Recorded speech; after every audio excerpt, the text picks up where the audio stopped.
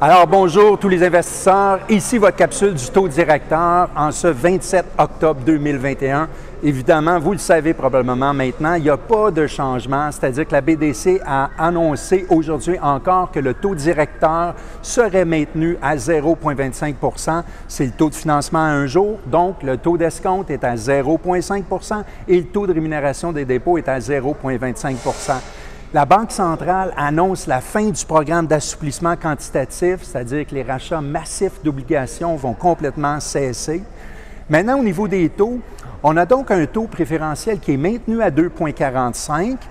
C'est la base sur laquelle plusieurs taux bancaires sont créés pour les hypothèques, les prêts et le crédit. Le taux des obligations hypothécaires du Canada, ou CMB pour Canadian Mortgage Bond, est à 1,67 et ça, c'est le taux de base qui est utilisé pour plusieurs hypothèques titrisées qui sont pour le multilogement, en fait, principalement. Dans les dernières semaines, ce taux a grandement fluctué et évidemment plutôt à la hausse. L'indice des prêts à la consommation global au Canada se situe à 4,4. C'est le taux le plus élevé depuis 2003, mais c'est encore plus agressif au Québec parce qu'on dépasse les 5 %. Alors, la Banque du Canada, ce qu'il mentionne, c'est que la pression inflationniste actuelle, elle a une source. C'est toujours un équilibre entre l'offre et la demande et les banques centrales doivent déterminer si c'est un choc de l'offre ou si c'est un choc de la demande qui est à l'origine de cette inflation-là, ce qui va inspirer les prochaines actions de la Banque du Canada. Par exemple, ralentir les achats d'obligations, déplacer les programmes de soutien aux entreprises ou devancer ou de choisir quand on place les hausses de taux directeurs. Maintenant, le choc négatif de l'offre semble vraiment être la thèse retenue pour l'instant. Selon certains économistes de Desjardins, une hausse du taux directeur pourrait arriver aussi rapidement que le début du troisième trimestre. Donc, on prévoit 2 hausses en 2022 et 3 possiblement en 2023. Dernièrement, le taux obligataire de 5 ans, qui est l'un des taux les plus influents de notre système financier, il a augmenté de 47 points de base depuis le début de septembre. Malgré ça, la Banque du Canada considère que les conditions financières demeurent quand même accommodantes et continue de soutenir l'activité. La Banque va continuer, quand je parle de la Banque, c'est tout le temps la Banque du Canada, va continuer de surveiller de près les attentes d'inflation et le coût de la main-d'œuvre aussi pour s'assurer que ces forces temporaires qui font grimper les prix ne vont pas avoir une influence durable sur l'inflation. Dans le monde en général, la situation de la pandémie au niveau mondial s'est grandement améliorée dans les dernières semaines, mais la reprise économique tarde à se matérialiser. Puis l'un des plus grands défis est la hausse importante des coûts de l'énergie et puis les pays de l'OPEP qui compressent un peu l'offre. Il y a le secteur immobilier chinois qui a littéralement été ébranlé avec des difficultés financières pour 2 de ses plus grands promoteurs immobiliers, Evergrande et Fantasia. Et les économistes de la Banque nationale du Canada revoient la prévision de la croissance mondiale en 2021 et ils l'ont diminuée à 5,5 %. Si on va voir nos voisins, les Américains, ils vivent une période complètement chaotique. Les mises en chantier ont diminué, surtout au niveau du multilogement. Il y a eu une chute importante de permis de construction aussi qui a été enregistrée.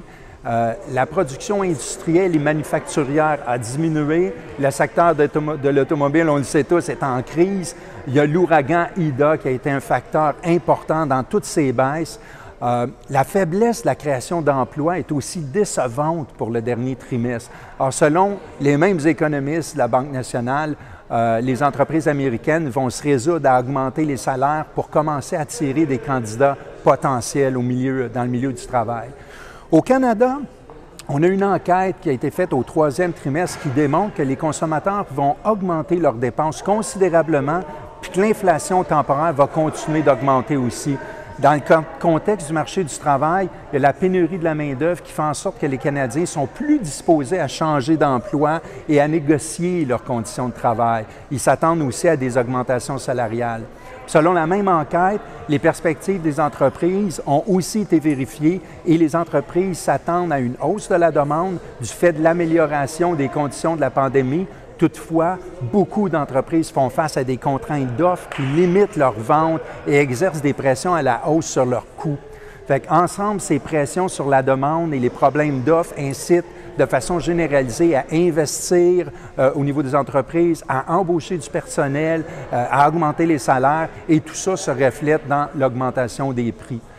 Le produit intérieur brut réel, le PIB, il se promène comme dans une petite montagne russe. La production de biens a diminué cet été, touchée par la diminution de certains services comme certains services publics, les secteurs de la construction et de la fabrication. D'un autre côté, l'industrie minière, pétrolière, gazière ont sérieusement rebondi. Vous l'avez sans doute vécu directement à la pompe en plus. Alors, certains secteurs qui avaient été maltraités durant la pandémie, ils remontent la pente, par exemple l'hébergement, la restauration, les arts, spectacles et plusieurs activités qui sont reliées aux loisirs. Au Canada, le marché de l'emploi va relativement bien. En fait, l'emploi est revenu au niveau d'avant la pandémie. Puis, en plus, le montant d'épargne excédentaire qui est accumulé par les ménages est important. Fait évidemment, tout ça, ça constitue un coussin pour mitiger l'impact de l'inflation qu'on vit présentement. Au niveau de l'immobilier, dernièrement, on a parlé au début, les taux hypothécaires ont augmenté. La confiance des consommateurs, des entreprises dans l'économie, ça c'est une chose. Le goulot d'étranglement au niveau de la production, la pénurie de la main-d'œuvre, on en a parlé tantôt, ça influence les taux de base, même en absence de hausse du taux directeur. Alors, les taux de qualification augmentent, puis ça affecte les financements. Alors, je dirais, soyez vigilants, faites des calculs de qualification avec des valeurs futures qui sont plus élevées pour prévoir la performance de l'immeuble. Il faut savoir que les taux là, ont anormalement été bas depuis des années. Puis on en a profité maintenant. Sauf que là, il faut se le dire, les taux vont augmenter. Puis c'est pas rien de nouveau. C'est ce qui arrive depuis des centaines d'années. Pourtant, l'immobilier a toujours été un excellent véhicule de placement. Alors, je demeure disposé pour répondre à vos questions et vous servir. Pour tous ceux que ça peut intéresser, mes références sont les études économiques de Desjardins dans la section prévision des taux de détail. Il y a aussi les annonces et les communiqués de la Banque du Canada, évidemment, et le mensuel économique de BNC dans la section marché financier. Alors, ici, Christian Pomerleau, courtier hypothécaire commercial pour PMML. Je suis spécialisé en financement multilogement et commercial. Bonne journée à tout le monde.